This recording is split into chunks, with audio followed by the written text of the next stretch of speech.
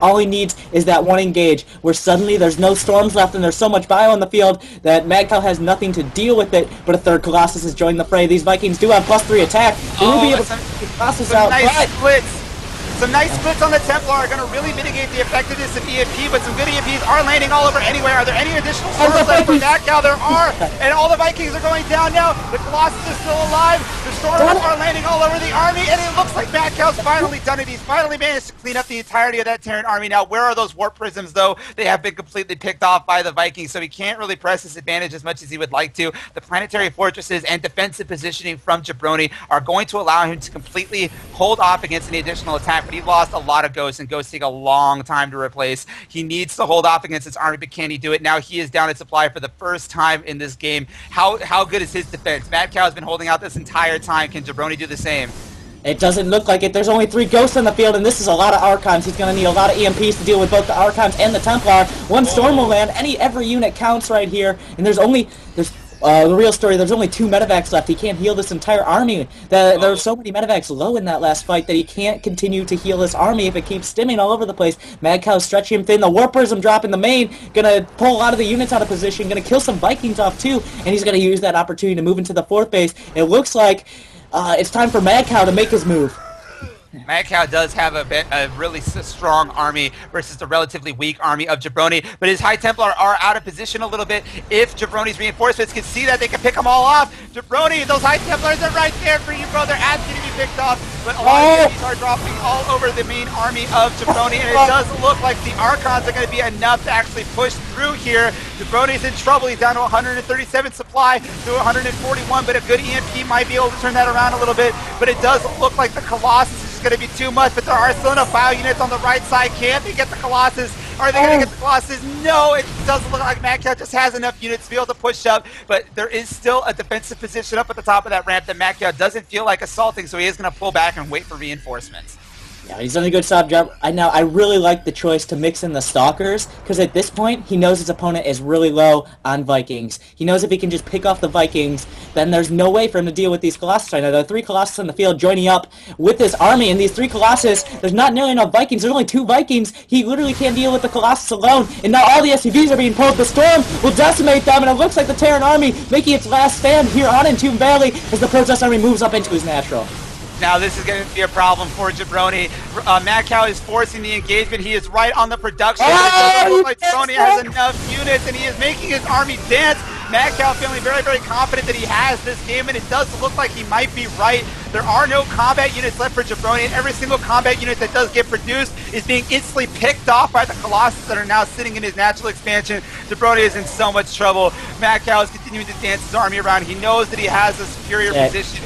Can Jebroni hold on? It doesn't really look like it. He is plummeting to below 100 supply, 83 supply to 137. It looks like InfernoDTG might have gotten their victory here. Yeah, and Madcow has held on so long. He's always has had that one storm he needed to hold on. He's channeled the heart of the storm throughout this game. There's still a few Templars on the field. 1 Ghost, 1 Viking, 10 Marauders joined by 10 Marines. Not nearly enough to deal with this amount of Colossi, this amount of Templar, the Warp Prism, Warpy, more. 157 supply to 86. He's going to try to go for something of a base trade. But what happens when you trade your base and you don't kill theirs?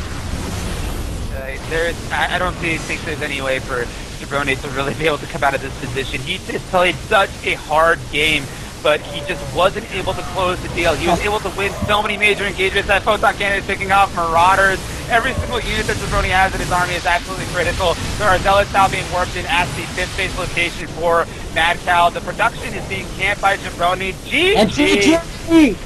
That's it! It looks like Madcow's done it. 4-2.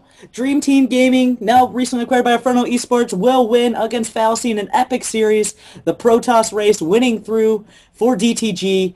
Extremely well played by Madcow, looking behind that entire game, but just holding it out. Oh, it was so close for so long, but he finally got the engagement. Beautifully done by Madcow. Dude, you know what? Entombed Valley, I hate that map when I'm casting Protoss versus Zerg, but it has produced some of the best Terran versus Protosses I have ever seen. That was such a good match. Great way to close out the series, guys. That was a great series between these two teams. The score is very, very deceptive because two of those games that DTG won, they pulled out from a come-from-behind situation. So this is such a good series. I'm glad I got to cast that. Thanks for sticking with me, winner. But InfernoDTG is going to take the win. So Fallacy comes out in their debut. It just comes up short, but they played a very, very good series and definitely proved that they deserve to be here.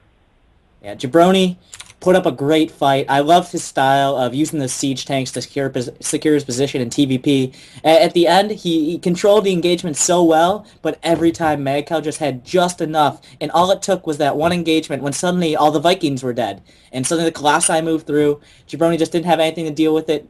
Fighting out a game, that was a 37-minute game there. For 34 of those minutes, Jebroni fought almost flawlessly. But all it takes is that one missed engagement, and the Protoss is able to carry it through. Every Protoss player on Dream Team looking very strong today.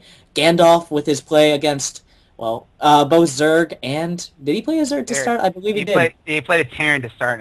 I played a Terran to start. Yeah, he did very strong against Terran. And then, of course, fLC Guelo came out and showed Gandalf up, I have to say. He, with his heavy late game composition, was able to roll over him. And then the next game, trying to use that ultra composition against Sickness, who with impeccable force fields, impeccable usage of Protoss buildings, and impeccable use of units, just completely cleaned him off the map. But then Sickness would move in to fight Jebroni, I believe, was it? Yeah. Sickness versus Jebroni. Jebroni goes against two strong Protoss players. Really demonstrates a pretty high level of Terran versus Protoss. The only thing that missed him in that last game was he missed the opportunity to transition into a mass orbital build and free up a lot of that supply that was tied up in SCVs. If he had had that extra army supply, all those close encounters where he just barely got pushed away from Madcow, I don't think would have happened. But either way, really close game, really close series, really well fought series from Team Fallacy and from Team InfernoDTG, but they are going to come out as the victors, giving themselves their very first victory in the ISTL for Season 3. So thank you once again to everybody who's been tuning in to watch us.